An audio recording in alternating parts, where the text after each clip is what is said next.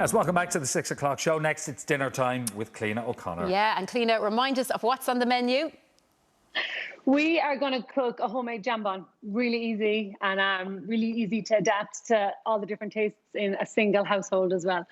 Okay, Lovely. we like the sound of this because, yes, as Una knows and I know, you know, when you've got a house load of kids, yeah, there's a lot of tastes to cater for. So go for it, girl. For themselves. Yeah. Okay, well, we're going to get cooking, right? I have a sheet of puff pastry. Mine is supermarket bought. A better person would probably make their own, but this is a cheap jambon.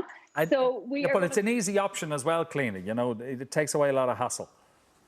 But that's the thing. And I think it's all about doing a little bit of both. You know, you can't always be a mark for the cause and take the hard option. So you have to give yourself a break. So we're going to cut this in 6. I'm using a pizza cutter because it's nice and easy. So we've just done 6 squares. I'll show you there now. Could not be easier, right? So that's all you have to do with your pastry.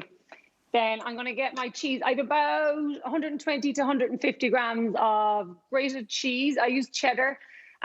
This is great for like using up whatever's in the fridge. Like there's no rules with a jambon. You can just make it whatever way you want. So I'm going to pop in the grated cheese and I'm going to put in an egg, right? A lot of people will use like a white sauce or they might make a roux, but this is a cheap jambon. So I'm just going to use an egg.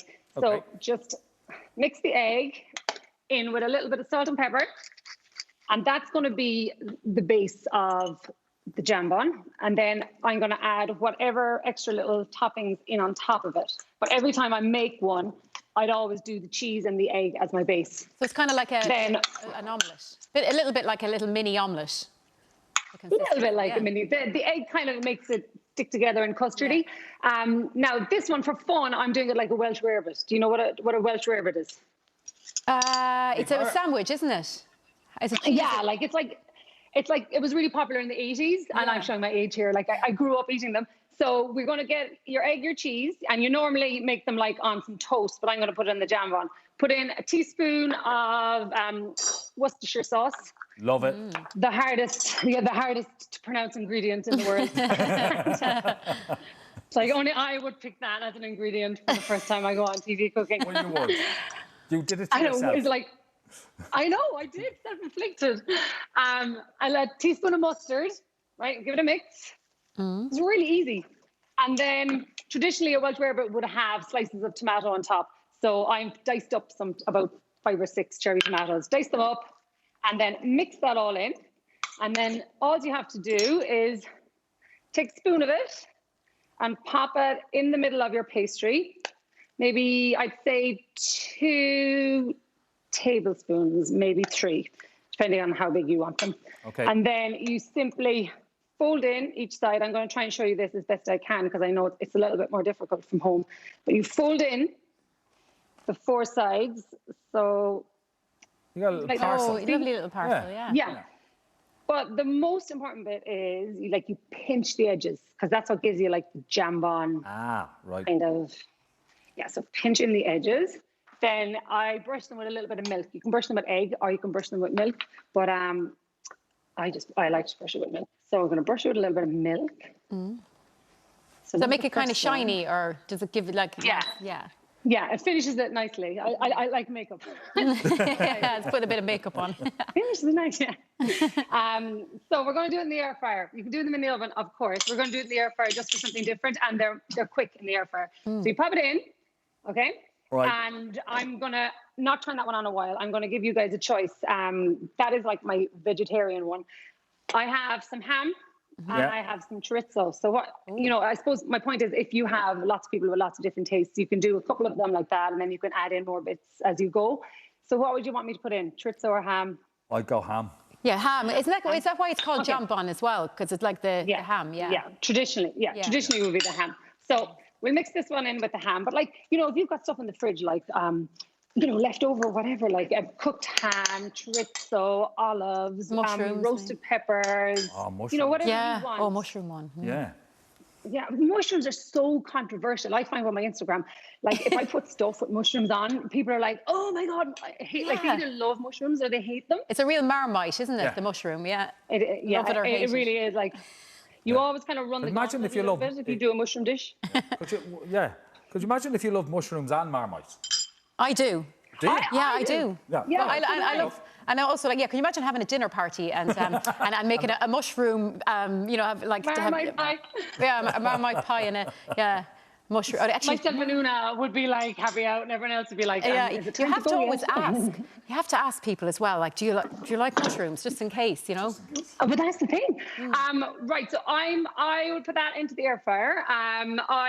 For my air fryers differ. Okay, Yeah. my one, I do them at 200, and I do them about 8. I would check them after 8 minutes. They might take 10, but you'll be safe enough if you check them after 8. They won't be burned by then.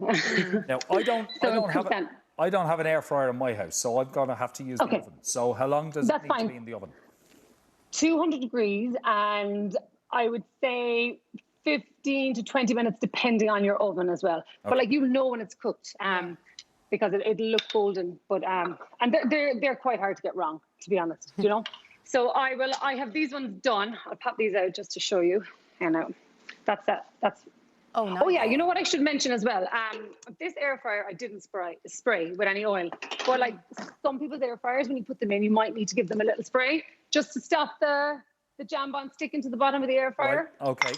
Okay.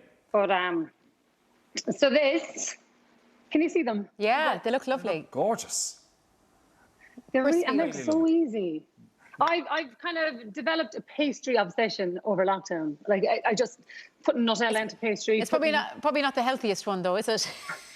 No, it's definitely. But do you know what? I kind of try to keep it for weekend brunch as well. You know, kind of like that's the end of week treat. That's really nice as well, because you got salad on the side. It's like, because we're getting into the warmer weather, I always find like it's nice to have some sort of salad options when you're eating, because like it's not that sort of comfort food that you go for, like, you know, soups and the winters, whereas that's kind of like a spring-summer comfort food, isn't it? Okay. I always have it with a salad. I love it with a salad. I need to ask you though, before we finish. Okay. This is your debut on the show tonight, so did you spend St. Patrick's Day making these with the kids? Okay, watch this, okay? And this is actually the truth. I have, I've got them in the oven. Oh, you've got them everywhere. Oh, they're everywhere. And I'm not joking you. If I never eat a jambon again, it's probably just... I can cook them in my sleep, but I was like, imagine. No, something will go wrong. We're having jambons for dinner. What a debut. Yay, well done. Well done. Brilliant. We'll see you again soon. Thanks, Cliona. Thanks, bye. Bye. Remember, you can search VMTV Food on YouTube for this recipe and many more like it. And after the break, our consumer champion Conor Pope reveals environmentally friendly secrets to saving thousands. We'll see you after these.